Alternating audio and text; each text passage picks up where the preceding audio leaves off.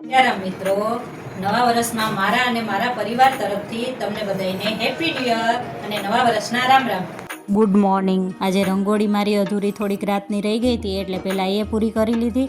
પછી મહેમાનો માટે આસન પાથરવાનું હતું એટલે એ કર્યું. પછી મુખવાસ રાખવાનો હતો એટલે એ રાખી દીધો. ત્યારબાદ અમે પહોંચી ગયા મમ્મી પાસે. મમ્મીજીને પગે લાગી અને આશીર્વાદ લીધા. ત્યારબાદ દેર દેરાણીને બધાને હેપી ન્યુ યર કર્યા, ગળે મળ્યા. ત્યારબાદ અમે પહોંચી ગયા લાલજી મંદિરે. લાલજી મંદિરે પહોંચીને લાલજી મહારાજના આશીર્વાદ લીધા અમે બધાએ. અને ત્યારબાદ અમારે જવાનું હતું ખાખી મઢીએ એટલે ત્યાં બધાને અમે પગે લાગી અને નીકળી ગયા ખાખી મઢીએ જવા માટે. ખાખી મઢી એ અમારા કુળદેવતા છે. ત્યાં અમે બધાય દેવને પગે લાગ્યા અને આશીર્વાદ લીધા.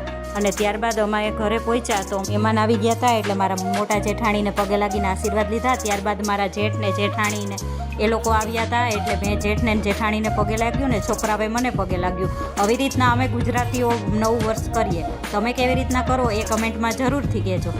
બાદ અમે થોડી વાર ત્યાં અમે બેસી અને બે ભાઈઓનો પરિવાર નીકળી ગયો અમારે સુલતાનપુર કુળદેવીમાં એ પગે લાગવા.